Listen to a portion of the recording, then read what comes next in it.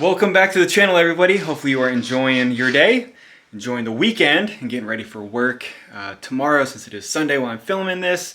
And if you're watching this today, hopefully you guys can enjoy your Sunday.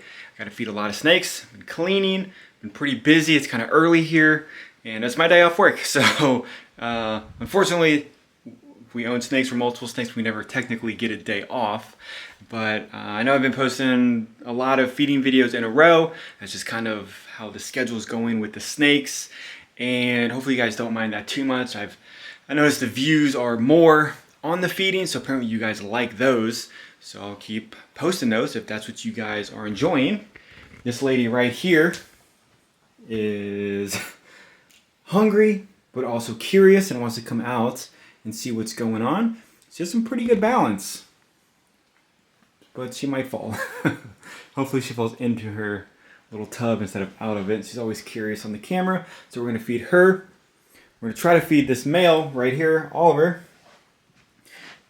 Still trying to get him on frozen thawed. So still gotta go with live. He has to eat. I don't starve any of my snakes to get them to feed on frozen thawed. A lot of people, if they won't eat frozen thawed, then they just don't feed them until they actually eat again. So I feel like that's kind of wrong. And I mean, if you're against a live feeding, I understand that, but that's kind of what snakes do in nature. I mean, I understand that they probably will eat a dead animal if they come across it, but I think naturally they would rather eat a live one. That's kind of why they constrict them instead of just go up to them and just eat them. So I do see a lot of people, especially in the ball python world, to get them on frozen thawed, they'll just, I'll say they starve them for months, and then I guess when the snake's hungry enough, they're just gonna eat, which I don't understand that.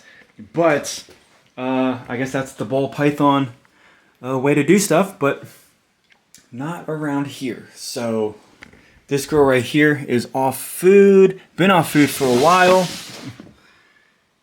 So trying to feed her alive. I'll keep the live in there for, probably 20 minutes, periodically checking on them just to make sure the rat's not doing anything crazy. So this girl's hungry, so let's feed her. And here we go. Somebody did mention that I need to get bigger ones on these, feeding the anacondas. Yes, you are correct. We don't need any mistakes. I don't want her, because when she coils, she'll probably fall. So I'll try to coax her a little more up here-ish. So there we go. Perfect. In the tub you go. So those are probably smaller mediums. Just feeding those to her probably, well, once a week, sometimes twice a week. I'll switch it up a little bit with her just so it doesn't shock her body too much. And almost all of the 2021s, except for I think one snake, are eating smalls now. So they've been on weans. The weans seem like they're not even doing very much. So it's exciting to know that these girls are growing very nicely. So it's a 2021. You can see on how it is on her body. So 2021 pastel pied. And these aren't the biggest smalls, but they're still smalls nonetheless. And that's a perfect size for her. Probably should have swapped them over to smalls a while ago, but I don't know. I always get weird about feeding the snakes too big of meals, and then they regurgitate and have issues. So smalls is where it's at. So that's a 2021 female banana pied, and 2021 ivory Enchi pied. So really pretty snake. If you get her in the right lighting, you can definitely see some of her patterns, which is awesome. We're gonna feed her again. There we go. Perfect. That should leave a nice little lump in her body. And who should be next? Probably the male. So this is an Orange Dream Enchi Leopard Pied. I know you guys, I show him off often. Just a phenomenal looking snake.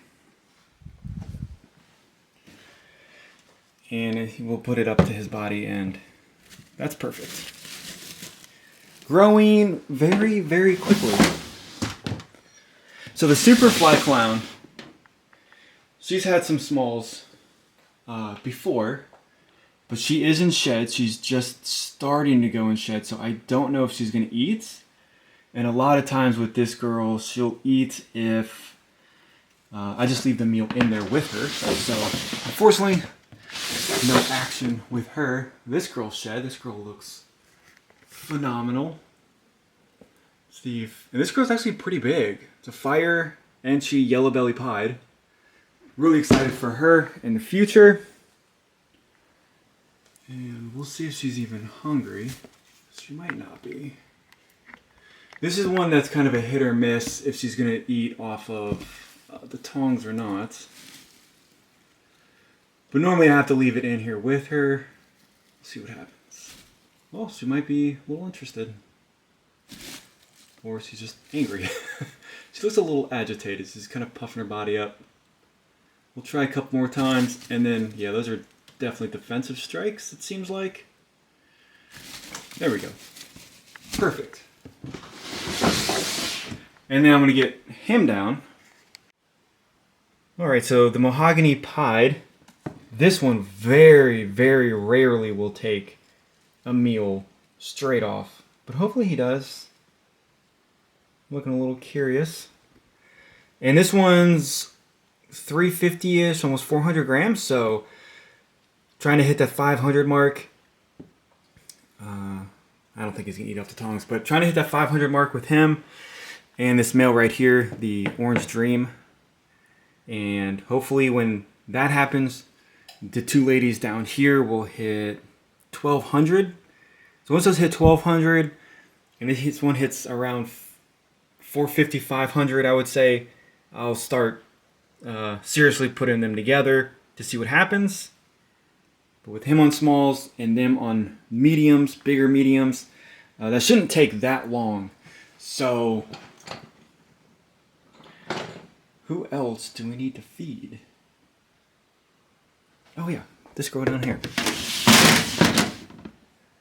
So the Enchi Fire Clown. This girl is gorgeous. Losing some coloration from when she was a baby, but nothing ridiculous because she has the fire gene in her. Love the eyes on her. But we'll see if she eats. She's actually been a very good eater. I really don't have any problem feeders other than when they get older, which is kind of interesting. That was perfect. So excited for all these females to grow up for probably 2023-ish. And then while they're doing whatever they're trying to do, we'll open this up. Alright, so this is where some people probably aren't going to finish watching the video, but that's okay. So he has to eat. His temperament is semi-okay. He does like to bite. He gets nervous pretty quickly, and he does not like anything touching his face or neck. So if I hold him, I have to be super careful on, even if he like brushes his face on my arm or something, he'll still bite me. So looks like he's a little curious. Sometimes I do a couple defensive bites, but it looks like he's pretty hungry. Unfortunately, like I said, we have to do live with him.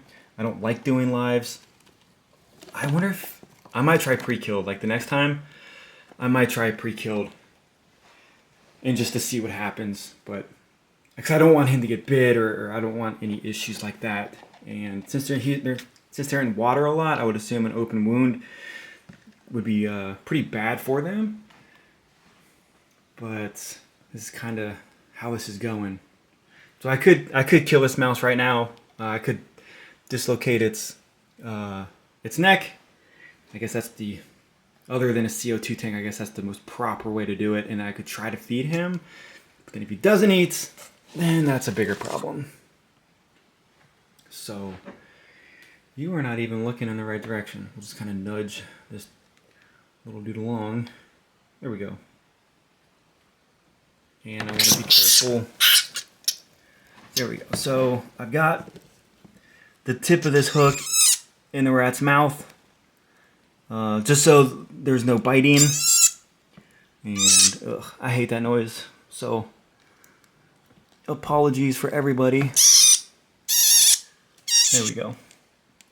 We don't want this rat chewing on the tail or anything like that. So this is the safest way to do this to feed it live.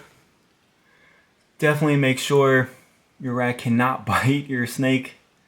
Unfortunately, it has happened with some of my snakes. Nothing bad has happened from that, but I always try to be cautious with it. And then that is it. So a little bit more of a squeeze. Those are some big old chompers. That could definitely do some damage. Alright, so this is a 2021 male anaconda. And then the 2019 down there, you can kind of see her. She ate that fat rat the other day. And she's digesting that now. And this female Mountain Dew is eating nicely. It's always difficult to see the anacondas eat because they like to cover their food up pretty well. So I'm glad she's eating well, healthy. Her water is out because she pooped in it again. Every single day they go to the bathroom, it seems like. So it's a chore. Definitely a chore with the anacondas. And sooner than later, I need to build another one of these for her. And for her, the berm. This dude right here is not going to eat in the open. But everybody else is doing very well. So hopefully you guys enjoyed that. And I'll see you guys on the next video.